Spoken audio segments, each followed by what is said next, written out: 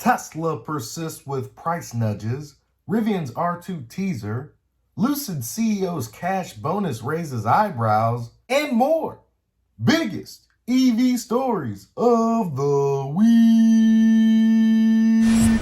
Electric vehicle stocks turned in a mixed performance in the week that ended on February 16th amid the stock market volatility. Tesla advanced for a third straight week, although it still bounced around the bottom, while shares of Rivian pulled back after the solid run in the previous week. The upcoming week is pivotal, as it will feature earnings reports from startups like Rivian. This is a big week for earnings, namely because of Nvidia, but yes, there are the startups, Lucid, Rivian, they too will be reporting their earnings. Here are the key events that happened in the EV space during the week.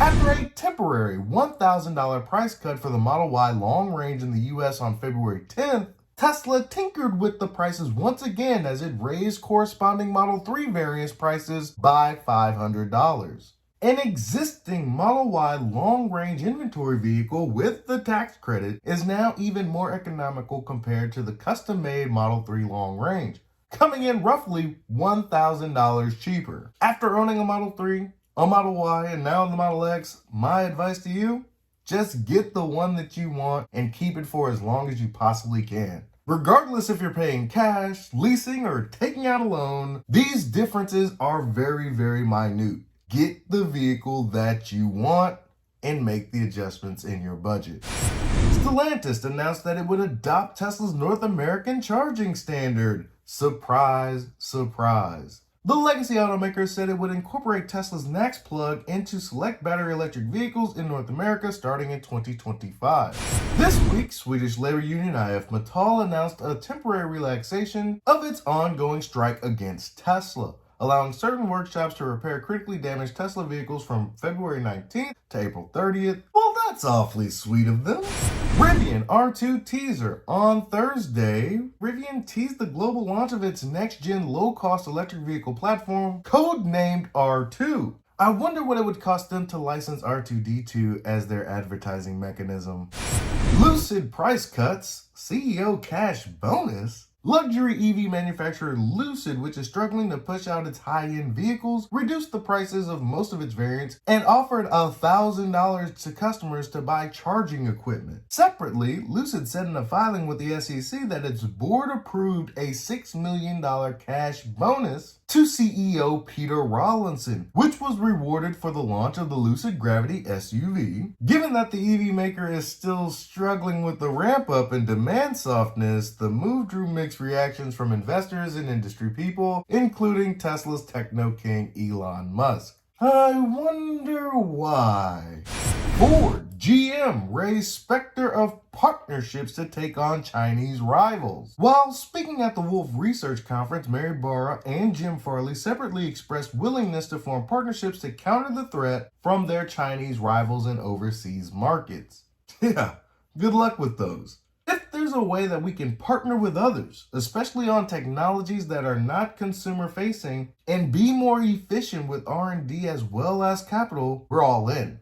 Farley also suggested that Ford was open to collaborating with other automakers in order to cut EV battery costs. If you cannot compete fair and square with the Chinese around the world, then 20% to 30% of your revenue is at risk. Chinese EV makers such as BYD have been focusing on Europe and other emerging markets to expand their market share. GM, Ford, focus on home first, and then you can think about the world. At the very least, get the market share here in the US. That's it for the EV news for the week. Typically, I'd have some AI student driver FSD beta videos to show, but my camera's been busted. I'm waiting for it to be returned from GoPro. There's been talk on X that they're going to release version 12.2 to employees and certain select groups. Now, I don't expect to be a part of those individuals, but the more updates that they have, the more iterations that they release, the closer it does get to common folk like myself.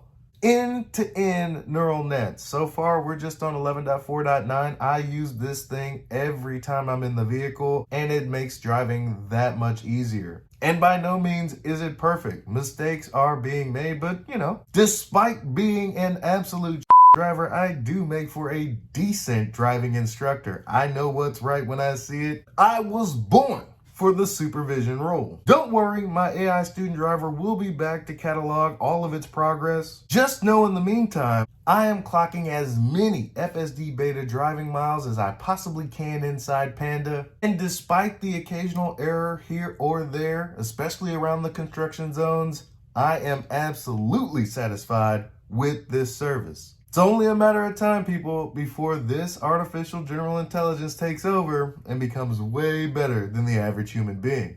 I mean, it's damn near better than myself right now. In conclusion, Tesla prices will go up, Tesla prices will go down. Just know that it will be industry-leading margins regardless. Stellantis finally joins the North American charging standard family. Will Rivian's R2 actually be affordable? How many of these things will they be able to make? And will this move the needle, not only for EV adoption, but EV pickup adoption? Lucid's cutting prices and giving their CEO more money?